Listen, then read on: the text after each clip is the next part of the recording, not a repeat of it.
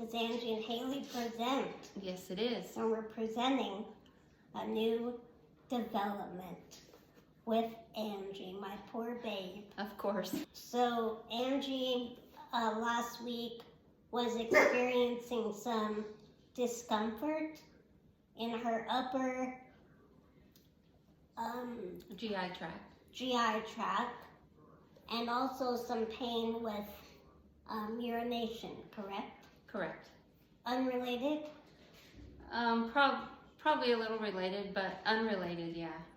And luckily, this all conspired when her mom, Angie's mom, was in town visiting last week, just for a visit. Like the day after she got here. Yeah. She decided to go to the urgent care just to see if she had a UTI, because she didn't want to ignore the UTI because, well, they can get worse if you don't treat them. Mm-hmm. And she went to the urgent care. The UTI was undetectable because of the sample was contaminated, I guess. Yeah. So she called her doctor, her primary doctor, and got an appointment with her the following day, and did another urine sample plus blood work, correct? Plus blood work. So what initially happened was I went to urgent care just to take care of a UTI if I had it. The doctor did blood work at the urgent care and found that my liver enzymes were extremely elevated, which I already knew from my primary doctor. But he was worried. He wanted me to go to the ER. I said, no, I can't. You know, my mom's home. My wife is home. I'm her caregiver. You know, I'm not going to go to the ER. So then he made me promise to contact my primary doctor, and if I couldn't get in to see her the next day, then I come back to urgent care or go to the emergency department. I said, okay, I'll just, you know, go home and call my primary doctor. So I was able to get into my primary doctor the next day. They're so great there. I love my primary doctor's office. And they found out some things. They did their own urinalysis and their own blood tests, and my fatty liver disease has gotten way worse. It's at a critical point at this point. I did have a UTI, so I'm glad I nipped that in the bud, because, yeah. And so they said that if she didn't get her liver under control, then she would be in liver failure. And then she would have to need a new liver, which is really scary. Yeah, it's that, yeah. No messing around at this point. So her mom advised her to delete all of her delivery apps for food. She basically made me. Well, I was being nice and saying advised. Yeah. So she has no delivery apps, no DoorDash, none of that. No Uber. And she hasn't had any takeout now in over a week, which is a long time. That's a long time. For her. That's a lot of thinking and a lot of food prep and a lot of starving, because I just don't want to do it. But yeah, go ahead. So her mom was here helping her figure out recipes. She helped organize the kitchen to make it easier for Angie to want to be in the kitchen to prepare these meals. And she really helped her out a lot and cooked for her while she was here, but also gave her some ideas of quick and easy things, healthy though, of things to make for herself and for us. And she's on a new journey now with cooking her own meals, every meal. You know, a lot of it she can have leftovers. She doesn't have to be cooking every day. Yeah, and you can put it in the freezer. So my mom did a lot of the cooking when she was here. I'm so grateful for my mother. I'm so happy she was here. Yeah, she just really went above and beyond and did a lot. And of course, I'm sure she was probably concerned, rightfully so. I kind of let things get out of hand with my health and my mental health. So I'm glad she came when she did. I mean, I feel bad that her visit was kind of consumed by my health, but I wish it was a better visit. But she really worked really hard and did a lot to help me stay focused. So she kind of helped me to redirect my thinking in terms of cooking and eating and making things easier for myself. And I think she really enjoys doing that. Angie's mom is a caregiver by nature. It's in her blood. And also a hostess. She likes preparing meals for people and cooking and trying new recipes and stuff like that. So I think it was just something she doesn't mind doing. And as a mom, she's always going to worry about you. Yeah, I guess that's what moms do. So, and she also got you this book, right? Yeah, she immediately started doing research on liver health and fatty liver disease, also called NASH. But this is called 28-Day Liver Health Weight Loss Solution. Fight Fatty Liver Disease with Diet and Exercise by Jinan Bana, PhD. I probably didn't pronounce the name right. But it's so cool. It's a good book. It has some insight into liver health and fatty liver disease. And mind you, her fatty liver disease is not alcohol-induced. No, it's non-alcoholic fatty liver disease, or NASH, which is non-alcoholic steato something. Yeah, I don't remember the... She doesn't drink. I don't drink. I don't like to drink. I don't... Once in a while, but not very often. I'd say like twice a year I drink alcohol. I really don't like to anymore. But so it talks about liver function, complications, treatment. The treatment for fatty liver disease is there's no treatment besides eating liver-specific foods and exercising. There's even specific exercises that you should do to help treat this. Lots of cardio. And I have some cardio ideas you could do. Shh. It has recipes, desserts, dinners, breakfasts. I mean, it even helps you make shopping lists. So would you say it's ADHD friendly? It is, because it's laid out well for the ADHD mind or the neurodivergent mind, where we have a hard time just processing all this information at once. I mean, everything is laid out. You know, it even has a weekly schedule of what to do exactly, down to your recipes and meal planning and shopping and what exercises you should do for that day. Like, it has like a weekly, list on there. It has info about, portion control, avoiding toxins in food, Sleep. how to get better sleep, how to manage your stress, which a lot of it is info I already knew for the most part, but this lays it out specifically to help with fatty liver disease. Like, it's just like very precise and very efficiently laid out for someone that has trouble processing a lot of information at once. Now, when you first got this news about how bad your liver was last week, were you nervous? Were you scared? What were your feelings? I think I kind of became numb. I think I was just numb and really, really sad. Just like I had this empty feeling, like not even nervous or mad or scared, just empty, like defeated. almost Mm-hmm. defeated. Because I've been trying to do better, but it's not good enough. Yeah. And it just hasn't been good enough. It's understandable how defeated you must have felt. Yeah.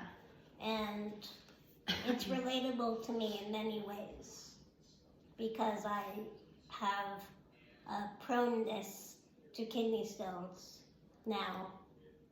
And it's scary because it doesn't matter what I eat. They could come regardless. Yeah. But you've tried so hard. You've done really well, trying hard to, you've even done a lot of research into what has oxalates in it, which is going to exacerbate your kidney stones. So, yeah, I'm proud of you for that. And I've been limiting my amount of getting food delivered as well, because that's not fair for me to be able to do that. Angie can't. I want to be supportive to her and help her with this journey. And you have been supportive and helpful. You really have. Yeah,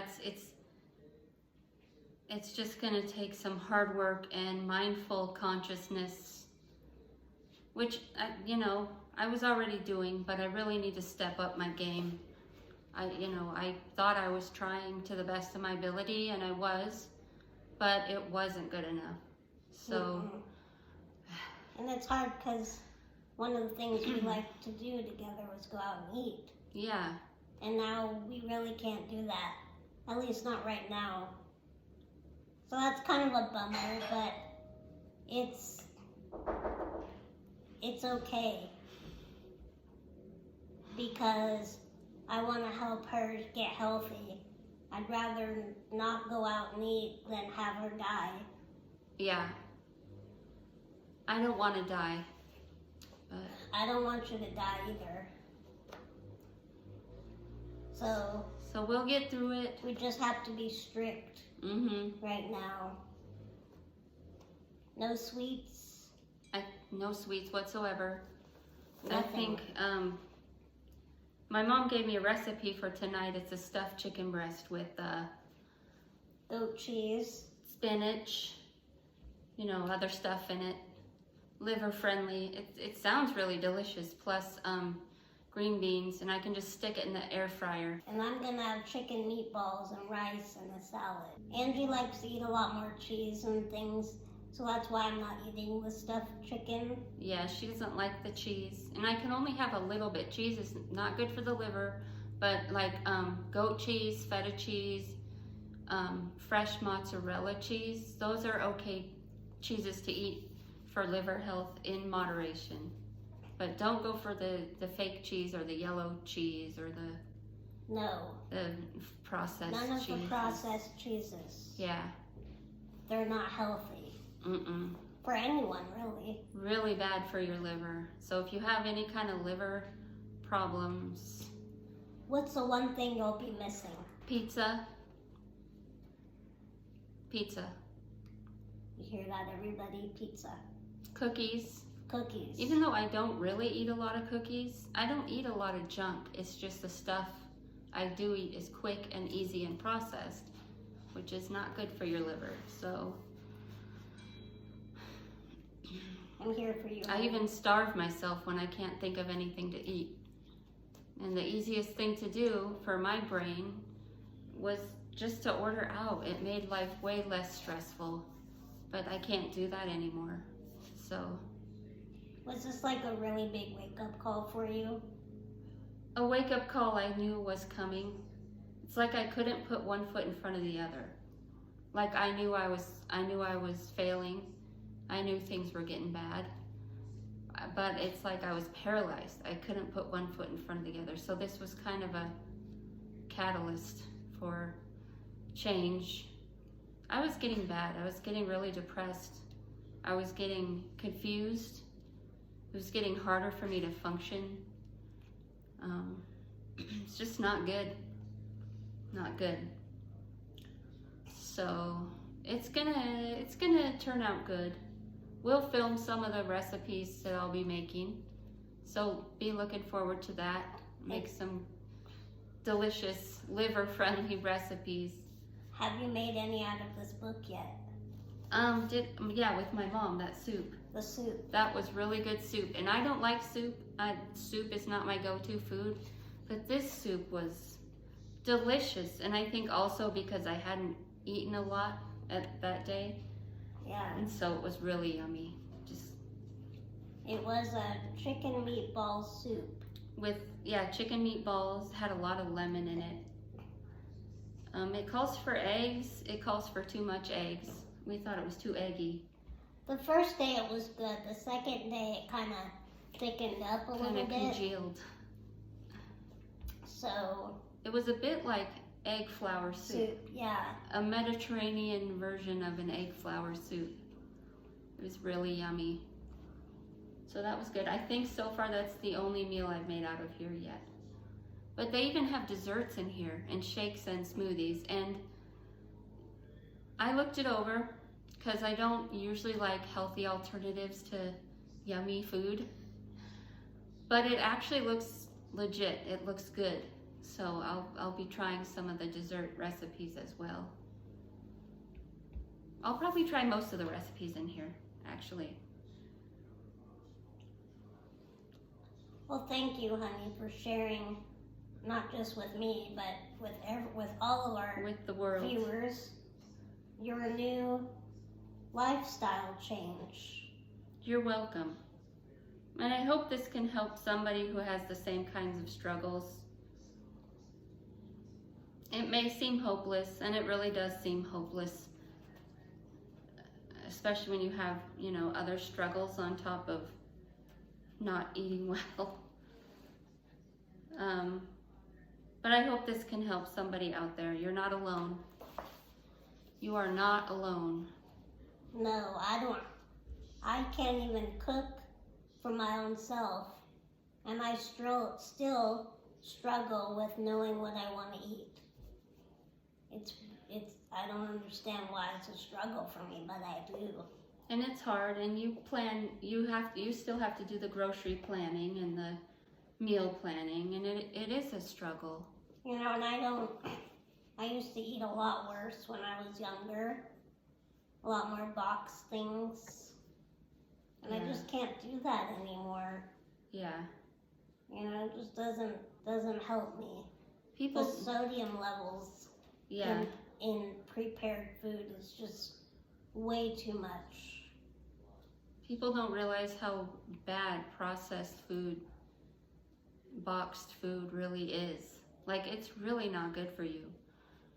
And even me, I'm guilty of falling back on quick and easy, because I have ADHD and I, have autism, and simple things are oftentimes hard for me. People think, well, why can't you just do this and this and this? I'm like, that's not how it works. That's not how any of this works. But I try my best. And so, yeah. Quick and easy will hurt you in the end. Mm-hmm. So just try your hardest and give yourself grace, like we always say. Like yesterday, I wasn't feeling being in the kitchen all day cooking and organizing and cleaning and prepping. So I just did little bits at a time. I made my scrambled egg with spinach and garlic. Done. A couple hours later, I grabbed something else that was healthy. Hummus and celery. Done. You don't have to prepare a big old meal every day. If it's too stressful for you and you're overwhelmed, just kind of train yourself to go for the healthier options and make it a quick and easy thing. So, yeah. It takes some work, but you can do it. Mental work. Mental work, yeah. It's the most exhausting part of all of this is the mental work. It is. And people who don't get it just don't realize how difficult it really is for some people, We're gonna pull through. Anything else you wanted to ask? I think I covered all the feelings behind it. That's what I like getting into, is The feeling of it. Yeah, the feeling. You know, where are you with it right now mentally? Have you accepted it? I've accepted it, yeah. I'm not gonna lie, I'm depressed. I mean, the feelings of anger are not there anymore. Just depressed, defeated. I know I'm gonna struggle, but I know it's gonna get better, and I know I can do this. I know I can do it. Because I have to. It's either that or pass away. And it's not time yet, so. I don't want her to go. You don't want to go. Not yet. Better not. I'll try not to. So, yeah. I'm proud That's of about you. it. Thank you, honey. I'm sad you can't see the lights on the tree in the camera. The tree is actually lit up right now, but you can't really tell. And it's actually put up before Thanksgiving. Guess who helped put up our lovely tree? Her mom. My mother really did a lot when she was here. Yeah. And I like it better when she decorates versus when I decorate. It just feels more festive when she does it. Right? There's more Christmas joy in it. When I do it, it just feels like I put it up, just to put it up, and now it's done. I like decorating early for Christmas. Yeah, I did it for you, because I know you like it. Does it bother you, all the stuff? No, because it's nicely done. It's nicely arranged, and yeah, it looks really good in here. Christmassy. I love it. So, yes. Well, we'll be back with more little tidbits about her journey with this new diet. And one more thing for tips for people if you're helping someone on the spectrum or someone who has ADHD or who is neurodivergent or even just has mental health difficulties. If you're helping them with something like this is a pointer for me. This may not be true for everyone, but it could help your loved one, is to be direct with them. Like, I like when people say, do this, you know, don't eat that, or prepare this way, not that way, versus saying, oh, you can do a little bit of this and a little bit of that, and you might be able to do this. They just lift up all these options. We don't do well with options. Like, just streamline it, make it straight, simple, and to the point.